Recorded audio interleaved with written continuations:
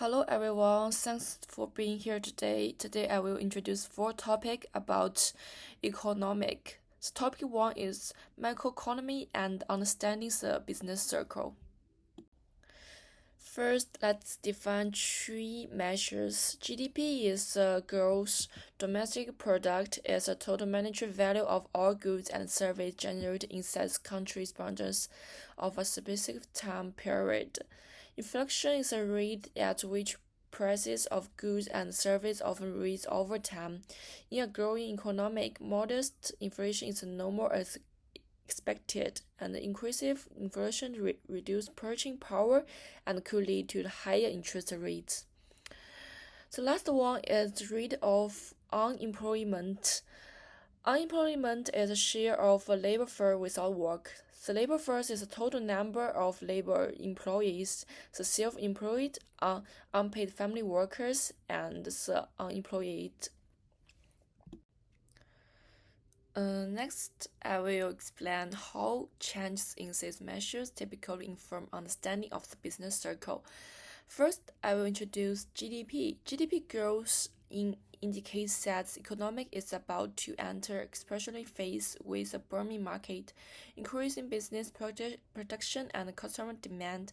Declining and slowly expanding GDP is accompanied by reducing business demand, lower producing, and more conscious investment, which can be a sign of impending recession and contraction.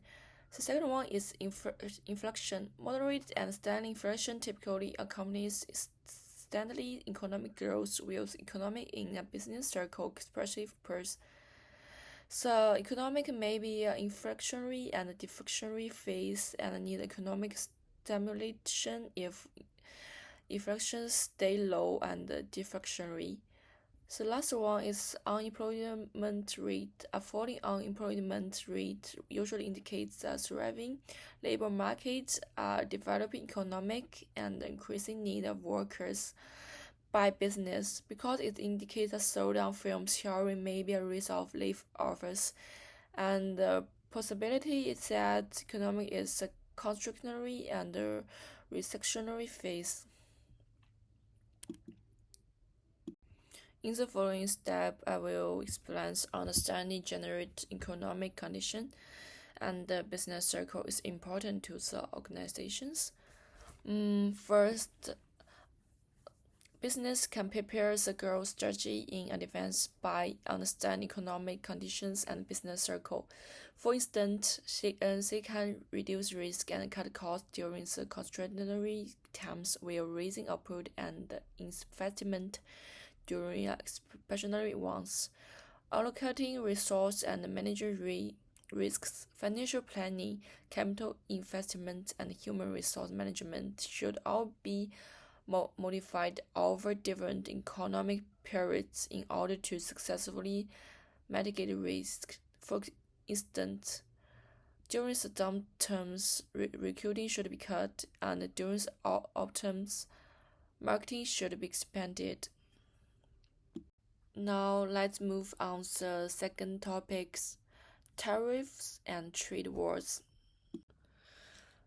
Let's use the ADS model to explain questions. Decline exports as Singapore exports to US increase in price, American customers purchase fewer of them.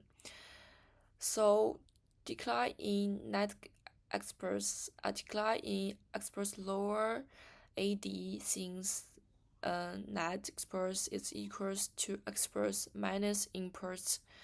AD curve shifts left. The AD curve moves from 81 to 82 as the net exports decline. Tariffs affect trade between countries. First, for exporting countries like Singapore, tariffs have the following effects: reduce exports when taxes are raised in the United States. The price of goods exported from Singapore to the United States increase. As a result, American customers may choose to buy cheaper items from other countries or from their own country. Decreasing economy revenue, Singapore business will make less money for fewer exports, which may result in production cuts or staff layoffs. Increased trade imbalance. If Singapore and the US cut back on the good flow, it could damage their otherwise trading relationship. Let's move on to the third topic. It's insights for behavioral economics. Let's talk about interest questions. When people choose unhealthy food options, according to behavioral economics, people are influenced by a range of factors, including emotions, habits, and social influences, and do not always make logical decisions. People will rather have instant gratifications than wait for long-term health benefits. This is reason one. And people also have boundary rationality. Some people don't know how to make better decisions, aren't aware of the advantage of eating healthier meals. And the last but not least, because of the lack of self-control, due to stress or habit, many people continue to choose unhealthy food even when they are aware that they are healthier. Let's move on to the last topic.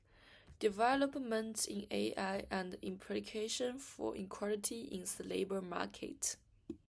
In the following slides, we will use labor market map to explore how AI affects labor market inequalities, reduce wage increase. By increasing low-skilled workers' productivity, raising demand of them, moving the demand curve to the right, raising wages and creating jobs, AI technology helps to reduce inequalities. Also, another way is AI replaces low-skilled jobs, resulting in a reduced demand of this part of labor force, a leftward shift in the labor curve. Lower wages reduce employment, and ultimately exacerbating inequalities. In the last, we will talk about what will happen in the next 5 years.